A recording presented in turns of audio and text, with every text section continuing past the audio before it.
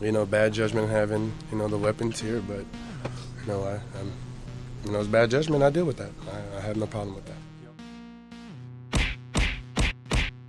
The NBA has a history of having players with some serious anger issues. Whether it's a group of players involved in an on-the-court brawl like the Malice at the Palace, or a player involved in an off-the-court incident like Charles Barkley throwing a guy through a glass window at a bar, these stories hurt the NBA's brand by bringing a lot of negative attention to the league.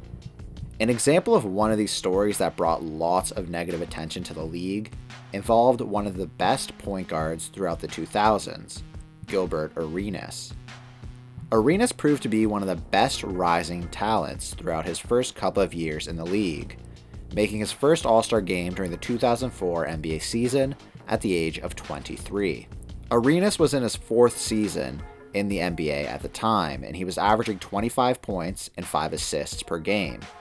He was then named to the All-Star game the next 2 years through the 2005 and 2006 NBA seasons, averaging over 28 points and 6 assists per game through that time. Gilbert Arenas was playing on fire, quickly becoming one of the biggest names in the league.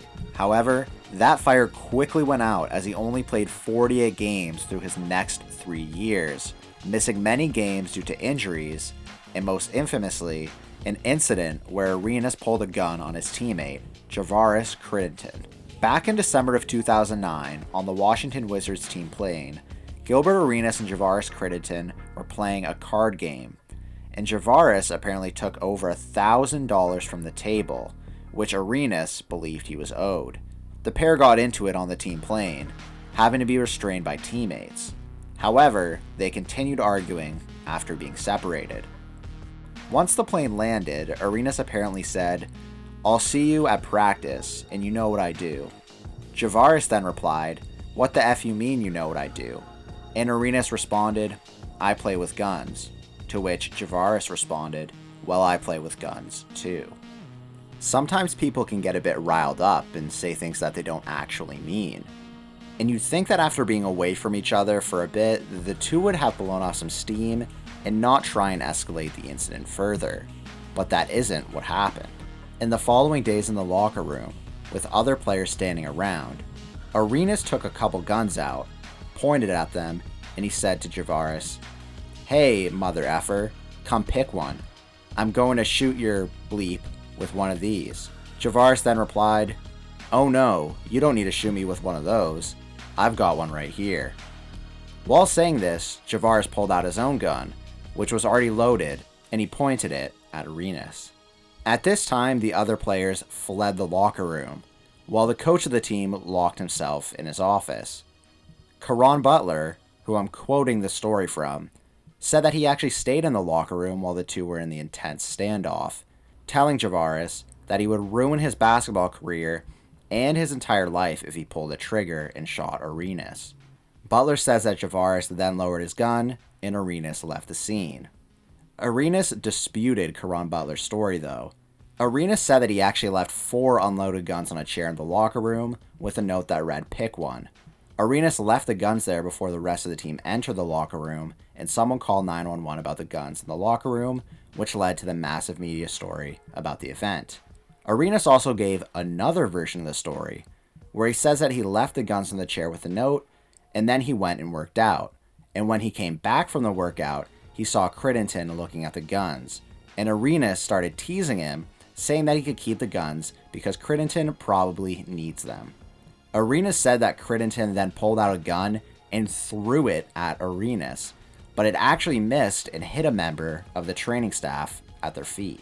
So maybe the story wasn't as eventful as Caron Butler told it, with there being a standoff with 2 loaded guns, which would probably be a good thing because I think it'd be quite a bit worse if there was a standoff between 2 players in an NBA locker room.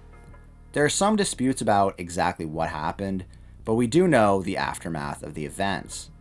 Arenas did get charged for possessing a gun without a license, and he had to serve 2 years of supervised probation. Crittenton was also sentenced to a year of probation. The players each ended up getting suspended for the remainder of the season without pay, which was pretty massive because the season wasn't even halfway completed. The Wizards then traded away many of the players on their team, and they had a pretty bad record that year, which was actually pretty good because the Wizards then got John Wall in the draft. Gilbert Arenas' career was then coming to an end pretty quickly, and he only lasted 2 more seasons in the NBA, retiring at the age of 31. After the incident, Javaris Crittenton's career was done, as he never played another NBA game, which is pretty sad because he was only 22 at the time. The craziest part of all is that Javaris Crittenton actually was part of a Los Angeles gang that he joined after being drafted by the Los Angeles Lakers in 2007. And the worst part of all was that Crittenton actually murdered someone in 2011, just 2 years after the incident with Gilbert Arenas. And for that murder, he was sentenced to 23 years in prison. Is this the craziest story you've heard about 2 NBA teammates? Let me know what you think in the comments section, and remember to like this video and subscribe to the channel to show your support. Thanks for watching. If you've known me, you've been here, I've never did anything violent, anything I do, it's funny. Well, it's funny to me, so.